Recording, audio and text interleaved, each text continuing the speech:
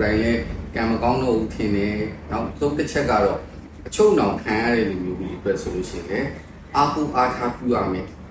ကျင့်စဉ်ဂါထာကိုပြောပြခြင်းဖြစ်ပါတယ်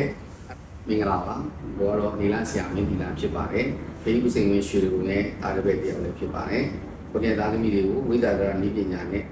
ကံကြမ္မာတွေကိုအကြပေးနေတယ်လည်းဖြစ်ပါတယ်ဒီတစ်ခါမှာတော့ထူးထူးခြားခြားလေးပြောပြချင်တာကတော့စီးပွားရေးလုပ်တဲ့လူတွေအတွက်အဓိကထားပြီးပြောပြနေတာပေါ့နော်စီးပွားရေးသမားတွေကလုံးနေနေကိုယ့်ရဲ့လုပ်ငန်းထဲမှာရုပ်ရည်အဝါဒမျိုးရောင်းမယ်ရက်သွားတာမျိုးတွေဖြစ်လာပြီးအလုပ်ငန်းကိုများပြောက်ကနေပြီးတော့မကောင်းကြံနေတာလားတိုက်ခိုက်ပြန်ရှိနေတာအဲ့လိုမျိုးပေါ့နော်တို့တော့လေးဖြစ်လာပြီဆိုတဲ့အခါကျလို့ရှိရင်လုပ်ဖို့နံပါတ်2ကအိမ်မှာနေထိုင်နေအိမ်သူအိမ်သားအချင်းချင်းပြဿနာတွေတက်တာမျိုးတွေပေါ်လာတာမျိုးတွေအိမ်သားအချင်းချင်းကြောက်ကစားဖြစ်လို့အိမ်ဆူတယ်အိမ်ပူတယ်မျိုးဖြစ်တယ်အိမ်မျိုးတယောက်မှတယောက်ကမကောင်းတဲ့ဤပညာတွေနဲ့ကြံစည်နေတာလားဒါမျိုးတွေဖြစ်လာတယ်ပြီးတော့မိမိကိုယ်တိုင်လည်းကံမကောင်းတော့ဘူးထင်တယ်နောက်သုံးတစ်ချက်ကတော့အချုပ်နှောင်ခံရတဲ့လူမျိုးတွေအတွက်ဆိုလို့ရှိရင်လည်းအာပူအားထားပြုရမယ်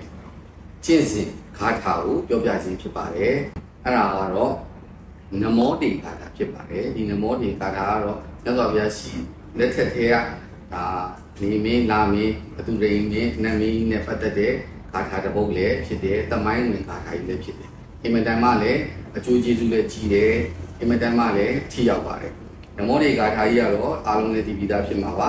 နမောတေဗုဒ္ဓဝိရတုဝိပမုဒ္ဒောတိတပတိတံပါဒပရိပန္နောတမိတတမိတရဏံဘဝ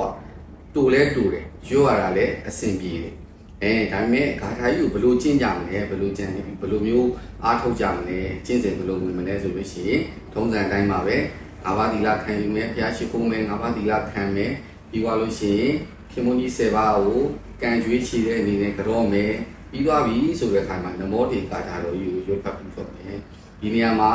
အလင်းလူမယ်ရေတော်လူမယ်နန္တာလူမယ်အဲ့ဒါကတော့မိမိရဲ့စိတ်ချက်မိမိရဲ့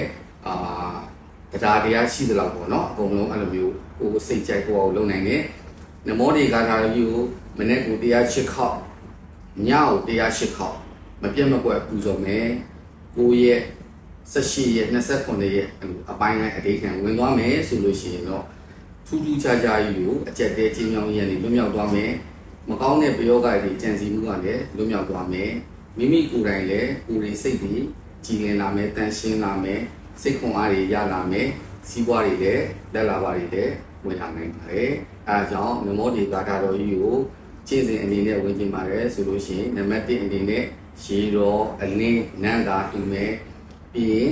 9ရက်18ရက်29ရက်အတိတ်ထံ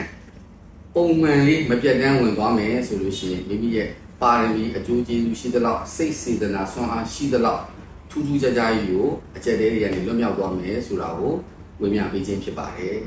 ။ကိုကတော့နေလားဆရာမင်းဒီလားဖြစ်ပါတယ်။အားလုံးအရန်လေးကျမ်းမာချမ်းသာကြပါစေ